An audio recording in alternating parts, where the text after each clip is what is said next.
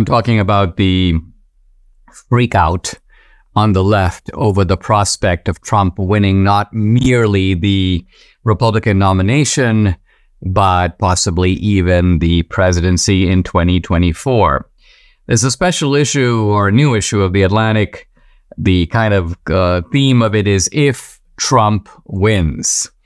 And, you know, The Atlantic used to be a reputable magazine, intellectually credible, largely centrist, I would say center-left, but open to reasonable debate and open to ideas from both sides.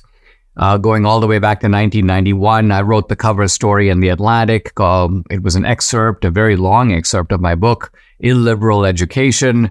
And I knew a bunch of guys at The Atlantic, but most of them, I think maybe all of them, have now departed. And the place has become, well, totally different. And you'll get a sense of it just when I talk about these articles. I'm just going to read the headlines because they collectively give you the picture. And the articles are really not worth reading, but the headlines are important just to give you the psychological, this is a frame of mind. The lead article is by Jeffrey Goldberg. It's called A Warning. So right there you can see it's a warning. The next article is Journalism Ready. The climate can't afford another Trump presidency. Apparently the climate's worried too. We're not going to be able to manage. This is not going to go well for us. 4 more years of unchecked misogyny. So there's going to be unchecked misogyny. Evidently under Biden we may have some misogyny, but it's checked. How Trump gets away with it. The specter of family separation. I think that this is about the border. So the Atlantic's concern with the border is not hordes of people coming in, criminals coming in. It's just that there's going to be family separation going on.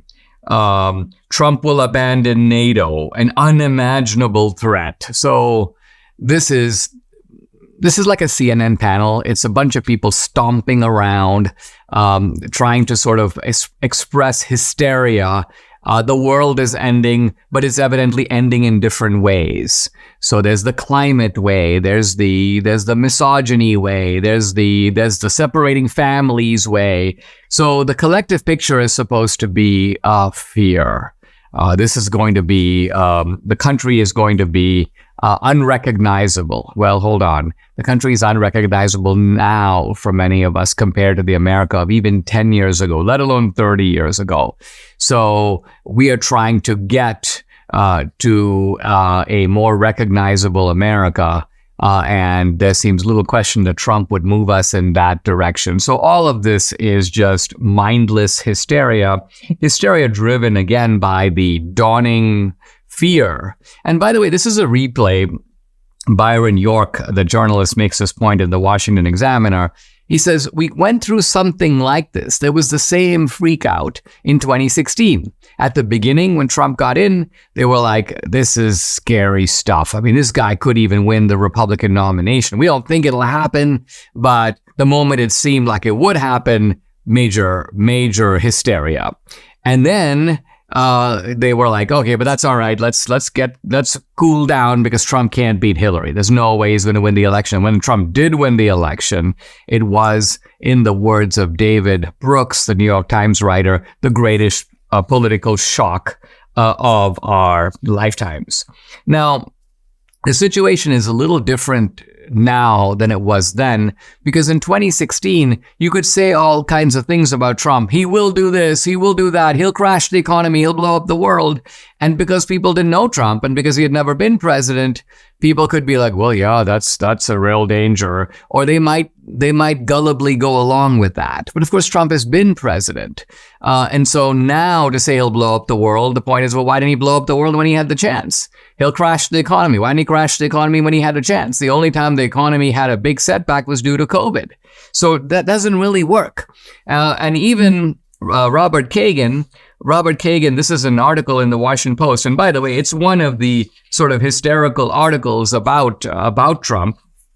Here it is. A Trump dictatorship is increasingly inevitable. We should stop pretending. Well, first of all, Where's the dictatorship? We're running an election in 2024. If somebody wins an election, does that make them a dictator? No. A dictator comes to power by coup, by usurpation, typically by military force, sometimes by assassination of the previous leader. We're talking about having a democratic election. So the left here is in a kind of, they're in a la-la land because what they're saying doesn't jibe with any kind of reality. It's almost like they're creating a bubble. And the bubble is that if we say it, it has to be true, even though when you look around, it's clearly not true. So January 6th was an insurrection. Where? I see cops letting people in, shaking their hands, high-fiving them. No. You got to believe it's an insurrection. Look only at our clips right over here. We've taken 3 of them. We keep recycling the same ones. So this is their mode of communication. But let's remember, for people who do live in their bubble, this could be believable. Now, here's Robert Kagan with a very telling admission in his Washington Post, tirade against Trump. He says, most incumbents can at least claim that their opponent is too inexperienced to be entrusted with crises. Biden cannot. On Trump's watch, there was no full-scale invasion of Ukraine, no major attack on Israel, no runaway inflation, no disastrous retreat from Afghanistan. It's hard to make the case for Trump's unfitness to anyone who does not already believe it. So this is in an otherwise unhinged article, a almost moment of rationality where Kagan, who's by the way a smart guy, he's a neocon. I knew him in the old days in Washington, D.C. It's dawned on him that these end of the world apocalyptic scenarios are going to make people think, yeah, but we had Trump for 4 years. I had a chance to observe what he said and what he did.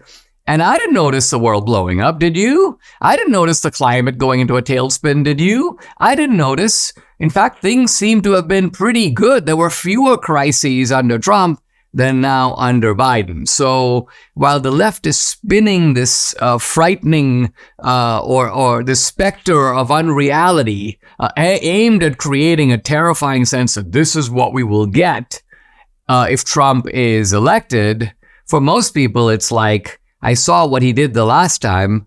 I'd actually like to see more of that now. Christmas is coming up, and I can't think of a better gift that you can give yourself than feeling good again. It may even be better than getting a new car. So here's an idea. Relief Factor. It's the gift that helps people relieve pain and feel good once again. Relief Factor is a daily supplement. It helps your body fight back against pain. It's 100% drug-free. Relief Factor was developed by doctors searching for a better alternative for pain. Relief Factor uses a unique formula of natural ingredients like turmeric and omega-3s to help reduce or eliminate the everyday aches and pains you're experiencing. Whether it's neck, back, joint, or muscle pain, Relief Factor can help you feel better. Unlike pills that simply mask your pain for a short time, Relief Factor helps support your body's natural response to inflammation so you feel better all day, every day. See how Relief Factor can help you with their 3-week quick start kit. It's only $19.95, and it comes with Relief Factor's Feel Better or Your Money Back guarantee. So what do you have to lose? Visit relieffactor.com or call 800-4RELIEF. Again, it's 800-4RELIEF or go to relieffactor.com. When you feel the difference, you know it works.